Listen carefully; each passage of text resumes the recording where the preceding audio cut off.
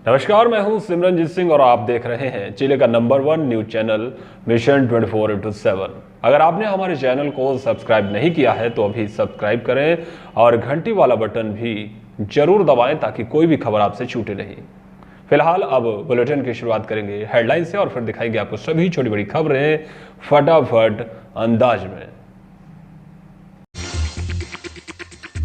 Board परीक्षाओं को लेकर मुकम्मल की जा रही तैयारियां। संयुक्त शिक्षा निदेशक बरेली आज शाहजहांपुर पहुंचे। कांट के राजकीय इंटर कॉलेज में बनाए गए परीक्षा केंद्र का किया निरीक्षण। व्यवस्थाएं दुरुस्त मिली।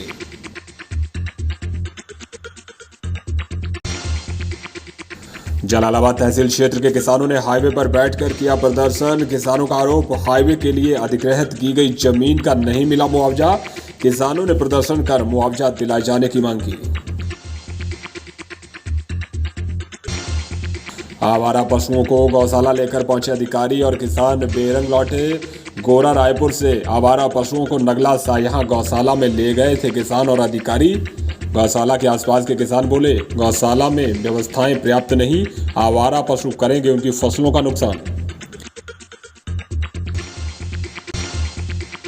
भावलखेड़ा की लधौली ग्राम पंचायत के ग्रामीणों ने ग्राम प्रधान और सचिव पर लगाए आरोप। ग्रामीण बोले, प्रधान और सचिव ने साठ गांठ कर अपात्रों को दिला दिया प्रधानमंत्री आवास योजना का लाभ और पात्र होने के बावजूद भी अब वो लगा रहे हैं अधिकारियों के दफ्तरों के चक्कर।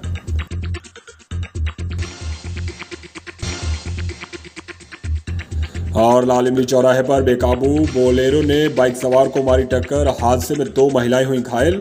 घायलों को आनन फानन में एम्बुलेंस से जिला अस्पताल ले जाया गया।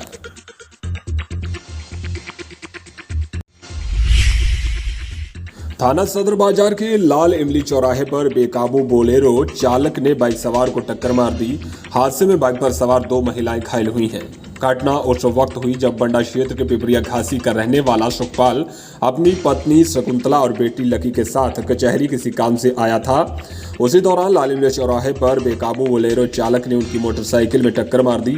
टक्कर लगने से शकुंतला के सिर और पैर पर चोट आई है तो वहीं उनकी बेटी के भी पैरों में चोट आई है। फिलहाल आनन फानन में दोनों घायल महिलाओं को एम्बुलेंस की मदद से इलाज के लिए अस्पताल ले जाया गया है। विकासखंड क्षेत्र भावलखेड़ा की ग्राम पंचायत लधौली के ग्रामीणों ने ग्राम प्रधान और ग्राम सचिव पर गंभीर आरोप लगाए हैं। दर्जनों ग्रामीण आज कलेक्ट्रेट पहुंचे और जिलाधिकारी को शिकायत देकर आरोप लगाया कि ग्राम प्रधान और ग्राम सचिव ने प्रधानमंत्री आवास योजना में बड़ा गोलमाल किया है। आरोप ये भी है कि अपात्रों को पात्र दर्शाकर योजना का लाभ दिला दिया गया, जबकि पात्र अभी भी अधिकारियों के कार्यालयों के चक्कर काट रहे हैं। ग्रामीणों का कहना है कि जब ग्राम प्रधान से योजना का लाभ दिलाने की मांग की गई तो ग्राम प्रधान कोई संतोषजनक जवाब नहीं दे रहा है।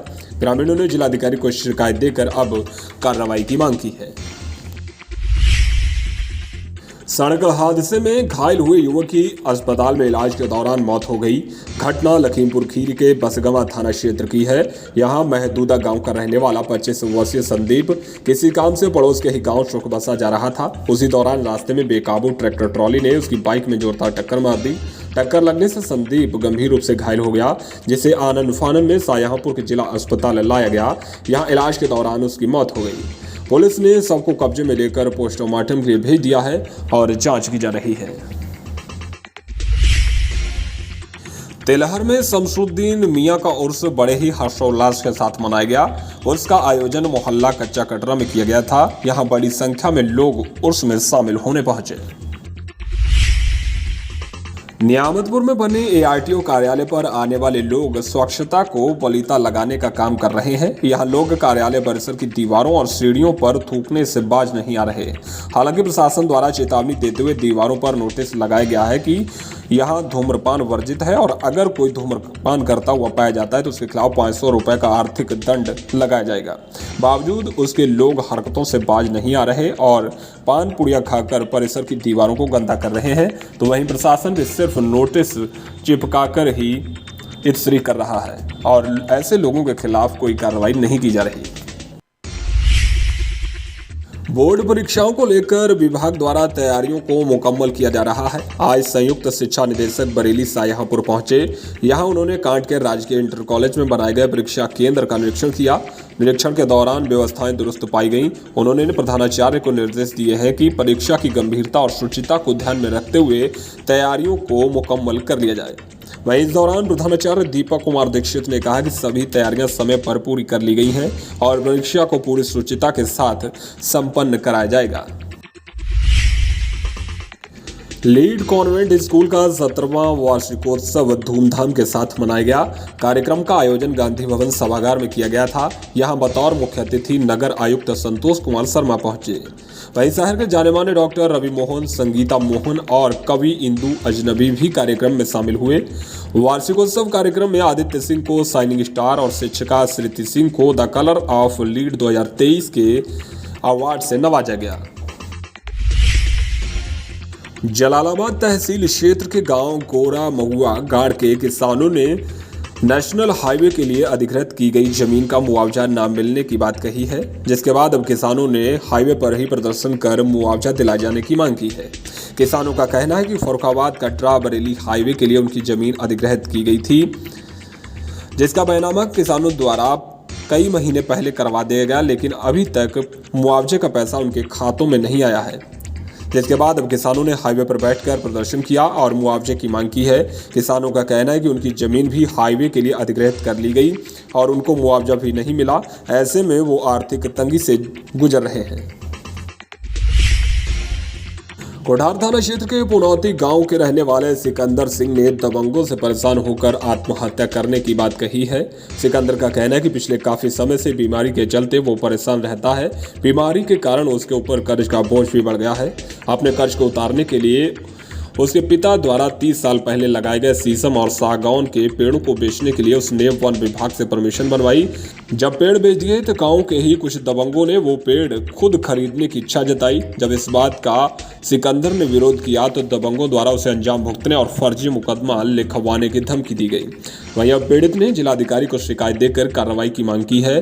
सिकंदर का कहना है कि अगर उसको न्याय नहीं मिला तो वो आत्महत्या कर लेगा। कांट थाना क्षेत्र के गंधार गांव में कुत्ते को लेकर हुए विवाद में एक महिला की हत्या किए जाने का मामला सामने आया है। बताया जा रहा है कि घटना 31 जनवरी की है, जब गंधार की रहने वाली सुनीता की पड़ोस की एक महिला के साथ कुत्ते को लेकर कहासुनी हुई। जिसके बाद पड़ोस की रहने वाली महिला ने सुनीता के सिर पर लोहे की फुकनी से वार कर दिया। इस दौरान सुनीता जमीन पर गिरकर बेहोश हो गई, जिसे आनन फानन में उपचार के लिए जिला अस्पताल लाया गया। यहां इलाज के दौरान कल सुनीता ने दम तोड़ दिया। वहीं सुनीता के पति जयपाल का कहना है कि उसने पुलिस को शिकायत देकर आरोपियों के खिलाफ कार्रवाई की मांग की है। जयपाल ने बताया कि सुनीता के साथ हुई मारपीट के दौरान उसके भाई के साथ भी मारपीट की गई, जिसे चोटें आई हैं। फिलहाल अब जयपाल ने हत्या में शामिल लोगों के खिलाफ कार्रवाई की मांग की है। तेलहर कोतवाली में तैनात 3 कांस्टेबलों का प्रमोशन हुआ है। अब तीनों कांस्टेबल एसआई बन गए हैं। वहीं प्रमोशन के बाद उनके साथी पुलिस कर्मचारियों ने उन्हें शुभकामनाएं दी। कोतवाली में तैनात कांस्टेबल रामगोपाल शर्मा, श्रीकृष्ण और विनेश कुमार राघव अब एसआई बन गए हैं।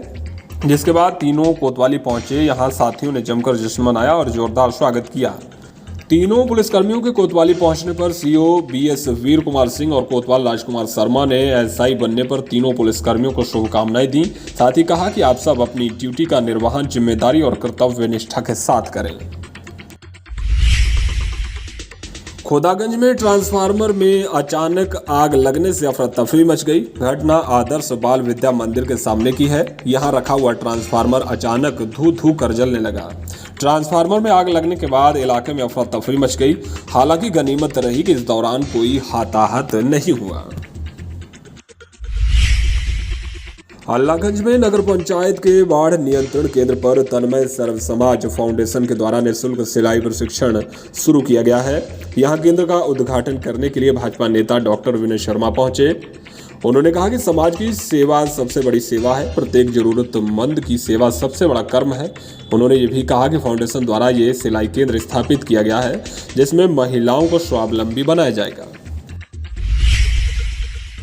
सिंधौली क्षेत्र के गोरा रायपुर से नगला शाहजहां गौशाला में आवारा गौवंश को लेकर पहुंचे ग्रामीणों और अधिकारियों को बेरंग होकर लौटना पड़ा। दरअसल आवारा पशुओं से तंग आकर गोरा रायपुर क्षेत्र के किसानों ने आसपास के करीब 3 दर्जन गौवंशों को पकड़कर ट्रॉली से नगला शाहजहां गौशाला में पहुंचाया। यहां पशुओं के आने की सूचना मिलने के बाद आसपास के गांव के ग्रामीण इकट्ठे हुए और उन्होंने यहां गौवंशों को छोड़ने से इनकार कर दिया। दरअसल उनका कहना था कि गौशाला निर्माणाधीन है और ऐसे में आवारा पशु आसपास के गांव की फसलों को बर्बाद करेंगे। आपको बता दें कि इस दौरान विकास खंड स्तर तक के अधिकारी मौके पर मौजूद थे। यहां ग्रामीणों के विरोध के बाद गौवंशों को वापस गोरा रायपुर लाकर छोड़ दिया गया। शाहजहांपुर में गैस, तेल और राशन आपूर्ति से जुड़े सदस्यों के साथ एक बैठक संपन्न हुई। बैठक की अध्यक्षता जिला अधिकारी ने की। इस दौरान जिलाधिकारी ने निर्देश दिए हैं कि खाद्यान्न का उठान करने वाले सभी ट्रकों में जीपीएस अनिवार्य रूप से लगाया जाए। साथ ही उठान में लगे ट्रकों की ऑनलाइन मॉनिटरिंग भी सुनिश्चित की जाए। जिलाधिकारी ने कहा कि ऐसी उचित दर की दुकानें यहां तक ट्रक नहीं पहुंच सकता और परिवहन ठेकेदार द्वारा एक निश्चित स्थान पर ट्रकों को खड़ा कर खाद्यान्न कोटेदारों तक पहुंचाया जाता है। ऐसे स्थानों को भी चिन्हित किया जाए और टीम बनाकर औचक जांच कराई जाए। जिलाधिकारी ने निर्देश दिए हैं कि पूर्ण पारदर्शिता के साथ राशन का वितरण सुनिश्चित किया जाए। उन्होंने कहा कि कार्य में लापरवाही अगर पाई गई तो कड़ी कार्रवाई की जाएगी। उत्तर प्रदेश प्रदूषण नियंत्रण बोर्ड के सौजन्य से इलेक्ट्रॉनिक और प्लास्टिक वेस्ट के निस्तारण के लिए आज एक वर्कशॉप का आयोजन यूपीएसआईडीसी इंडस्ट्रियल एरिया में स्थित Ecotech green associate private limited नाम की कंपनी के परिसर में हुआ।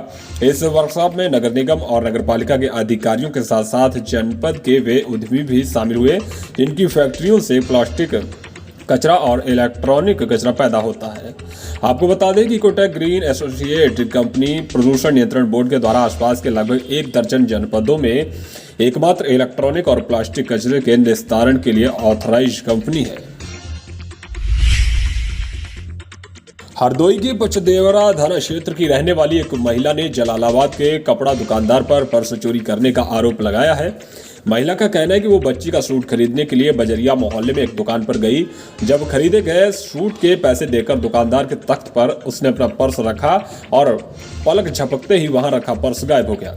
वहीं अब महिला ने दुकानदार पर ही पर्स गायब करने का आरोप लगाया है। महिला का कहना है कि जब दुकानदार से वहां रखे पर्स के बारे में पूछा गया तो दुकानदार विवाद पर उतारू हो गया। फिलहाल अब महिला ने पुलिस को शिकायत देकर कार्रवाई की मांग की है।